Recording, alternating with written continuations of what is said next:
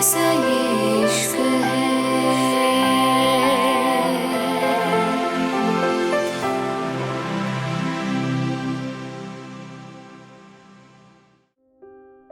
Mumbai, paint house.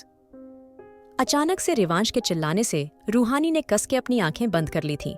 Anjali हैरानी से बोली, रिवांश, क्या तुम मुझे कब रहे हो? अंजलि की बात सुन के रिवांश गहरी सांस लेकर बोला, सही प्लीज, गेट लॉस्ट। अंजलि हैरानी थी, लेकिन रिवांश की आंखों में जो नफरत थी उसको देख के दोनों ने वहां से उठने में भलाई समझी थी। दोनों जा चुके थे। रूहानी को अब डर लग रहा था। जाहिर था उसका गुस्सा अब रूहानी पे निकलने वाला था। रूहानी कांपती आवाज से बोली, प्लीज मुझे माफ कर दो, फिर से नहीं होगा। ऐसा मैं जानती हूं, मैंने बहुत गलत करा है। घर आए मेहमानों की इंसल्ट की है, प्लीज, फिर से नहीं होगा। रूहानी की आंखों से आंसू बहने लगे थे, लेकिन रिवांश शांत था। वो उसके हाथ को आइस वाटर में डुबोते हुए बोला, बेहतर? रिवांश की बात सुनकर रूहानी हैरानी से बोली, क्या?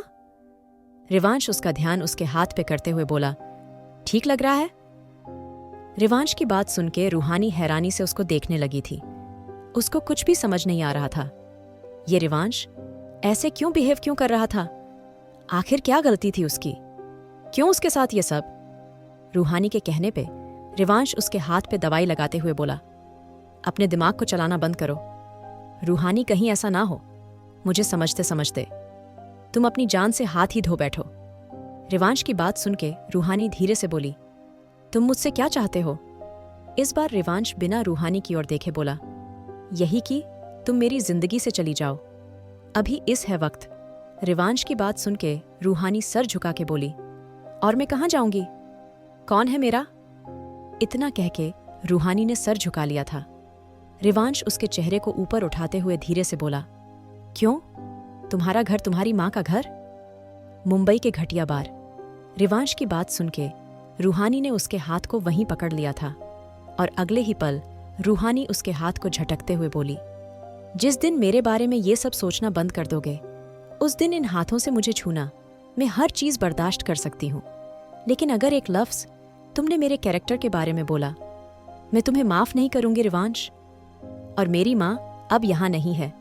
मैंने भी उनको नहीं देखा, नहीं जानती मैं वो कैसी दिखती, नहीं पता वो कौन थी। मैंने अपना बचपन खोया है। रिवांश खुद को कैद कर रखा है, इसलिए नहीं ताकि मैं ये सब बातें सुन सकूं। बचपन से लेके अब तक मैंने सिर्फ एक इंसान से प्यार। रूहानी अचानक रुक गई थी। उसको एहसास हुआ था उसने क्या बोला था। रिवांश, जिसने शायद जानबूझ के उसको उकसाया था, वो अब हैरान था। वो बहुत गौर से रूहानी की बात सुन रहा था, लेकिन वो अब चुप हो चुकी थी। रूहानी ने एक नज़र रिवांश को देखा था और चुपचाप आगे बढ़ गई थी, लेकिन अगले ही पल रिवांश ने उसका हाथ पकड़ के उसको रोक लिया था, और अगले ही पल रिवांश उसके कांधे पे अपना चेहरा रखते हुए बोला, क्या हुआ? बोलने की हिम्मत नहीं? ऐसा क्या राज है रूहानी जिसको तुम छुपा रही हो? रिवांश की बात सुन के रूहानी धीरे से बोली, मैं जानती हूं तुम मुझे तोड़ना चाहते हो। रूहानी की बात पे रिवांश आराम से उसकी गर्दन पे अपनी गहरी सांसें छोड़ते हुए बोला, तुम्हें तोड़ना तो बहुत आसान है रूहानी, तुम तो पूरी टूट ही चुकी हो। बस अब तुम्हें इस हद तक तोड़ना है, तुम मेरे सामने नजर भी ना उठा पाओ। रिवांश की बात सुनकर रूहानी अपनी आंखें बंद करते हुए बोली, और मैं टूटने के लिए तैयार हूं रिवांश, लेकिन मैं कहीं जाना नहीं चाहती। मेरा कोई ठिकाना नहीं है। तुम राव्या से प्यार करते हो, मैं जानती हूं, और मैं कितनी कोशिश कर लूं तुम्हारा प्यार उसके लिए कम नहीं होगा। और ना मैं किसी की मोहब्बत के बीच आना चाहती हूं, लेकिन मैं कैसे भी सही बीवी हूं। तुम्हारी बुराइयां मुझे डराती जरूर हैं, लेकिन मैं तुम्हें छोड़ना नहीं चाहती। तुम मुझे मारना चाहते हो, मैं खुशी खुशी मर जाऊंगी। कम से कम और जंगली कुत्तों से तो सही है जो मेरे जिस्म को नोचना चाहते हैं। मैं वापस घर नहीं जा सकती, वहां मेरा कोई नहीं है, लेकिन हाँ, मैं तुम्हारा एहसान हमेशा याद रखूंगी। अगर तुम मेरी जान ले लोगे, कम से कम इस दुनिया से एक इज्जत से जाऊंगी। रिवांश शेखावत की बीवी बनके। रूहानी रिवांश शेखावत रूहानी की बात पे अचानक से रिवांश ने रूहानी के गुलाबी होंठों को देखा था, जो धीरे धीरे फड़फड़ा रहे थे, जैसे उसकी जुबान उसके लफ्जों का साथ नहीं दे रही थी। रिवांश रूहानी के होंठों को बुरी तरह अपने हाथ से रगड़ते हुए बोला, तो तुम्हें मरने से डर नहीं लगता? रूहानी रिवांश का हाथ हटाते हुए बोली। नहीं, अगर मारने वाले तुम हो तो कैसा डर? रूहानी के अचानक से बोल्ड अंदाज पे रिवांश के चेहरे पे गहरी मुस्कान थी। वो धीरे से अपनी गन निकाल के रूहानी के चेहरे पे घुमाते हुए बोला, अगर मैं तुम्हें यहीं खत्म कर दूं तुम्हारी चीखें भी बाहर नहीं जाएंगी रूहानी। रिवांश की सेडक्टिव आवाज पे रूहानी धीरे से अपनी आंखें बंद करते हुए बोली, और मैं तुम पे अपना कत्ल माफ करती हूं। रिवांश रूहानी की बात सुन के रिवांश गन को धीरे धीरे उसकी गर्दन से नीचे ले जाते हुए उसकी चेस्ट के निचले हिस्से पे गोल गोल घुमाते हुए बोला, लेकिन तुम्हें नहीं लगता ये तुम्हारे साथ नाइंसाफी होगी? इस खूबसूरती को लेके तुम ऐसे ही मर जाओगी? रिवांश की बात पे रूहानी की आंखें खुल गई थीं। रिवांश रूहानी के जिस्म के जिस हिस्से पे उस गण को घुमा रहा था, रूहानी सांस लेना भूल गई थी। उसका चेहरा लाल हो गया था। रिवांश गण को उस हिस्से पे प्रेस करते हुए बोला, क्या हुआ रूहानी? डर क्यों रही हो? तुम्हें नहीं लगता मुझे अपने पति होने के कुछ हक लेने चाहिए? रिवांश लगातार गण को अंदर की तरफ धकेल रहा था। अचानक रूहानी के मुंह से हल्की सी आवाज निकली थी और उसकी आवाज सुन के रिवांश ने फिर से गण को पीछे की तरफ खींच लिया था, लेकिन उसकी नजरें लगातार रूहानी पे बनी हुई थीं। ऐसा लग रहा था जैसे रिवांश उसकी बॉडी के अंदर तक झांक रहा था। रूहानी का चेहरा शर्म से लाल हो रहा था। जिंदगी में पहली बार किसी मर्द ने उसको इस तरह छुआ रहा, वो भी रिवांश शेखावत। रूहानी कांपती आवाज से बोली, रिवांश में मुझे जाने दो। रूहानी की बात पे सुन के रिवांश गण को वापस रखते हुए बोला, बिल्कुल रूहानी, तुम्हें तो जितना हो सके मुझसे दूर रहना चाहिए, कहीं ऐसा ना हो। इतना कह के रिवांश ने धीरे से उसकी कमर पे हाथ रख के उसको अपनी ओर खींच लिया था, लेकिन अगले ही पल रूहानी खुद को जबरदस्ती छुड़ा के चली गई थी। उसके जाने के बाद रिवांश गौर से उसकी जाता हुआ देख रहा था। उसने फिर से सिगरेट सुलगा ली थी।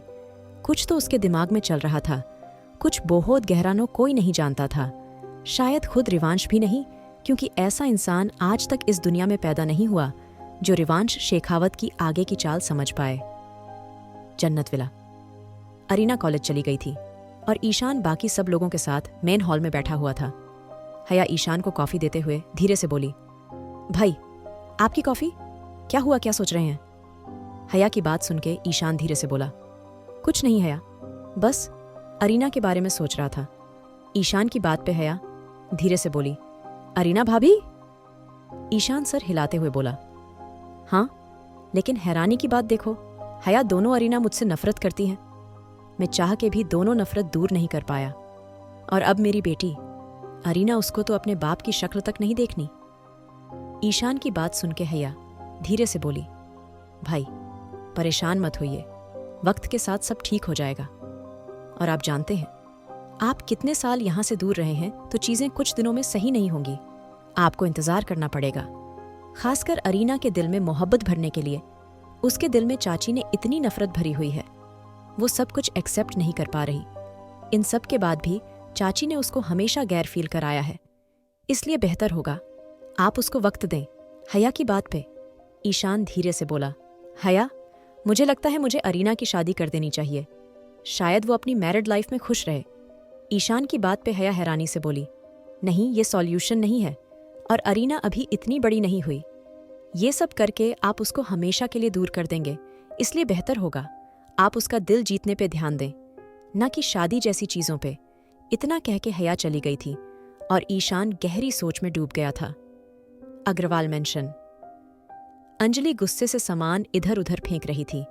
मिस्टर अग्रवाल जल्दी से उसकी पकड़ते हुए बोले, क्या कर रही हो, पागल हो गई हो? अरे, इसमें यह सब करने की क्या बात है, तुमने देखा नहीं उसको? इस जाहिल की सिर्फ एक गलती पे कितना गुस्सा आ गया था, उसने हमें भी बाहर निकाल दिया। सोचो हमारे पीछे कितना टॉर्चर किया होगा उसको। अपने पति की बात पे अंजलि गुस्से से बोली, बकवास मत करो, तुम अंधे जो चुके हो, तुम्हें समझ नहीं आता? मैंने उसकी आंखों में कुछ देखा है, नफरत से अलग, कुछ बहुत अलग। मुझे राव्या के लिए डर लग रहा है, कहीं ऐसा ना हो वो वापस आए और ये रिवांश शेखावत उस रूहानी के आगे पीछे ना नाचने लगे। अगर उस रूहानी ने मेरी राव्या का हक छीना, मैं सच में इसकी जान ले लूंगी। अंजलि की बात पे मिस्टर अग्रवाल उसको शांत करते हुए बोला, देखो अंजलि, अगर ऐसा हुआ होता तो हमसे उसकी इतनी इंसल्ट नहीं कराता। तुम ज्यादा सोच रही हो। अपने पति की बात पे अंजलि ने हैरानी से उसको देखा था। क्या सच में अंजलि सही सोच रही है या ये उसकी सिर्फ सोच है? आखिर क्या करना चाहता है रिवांश?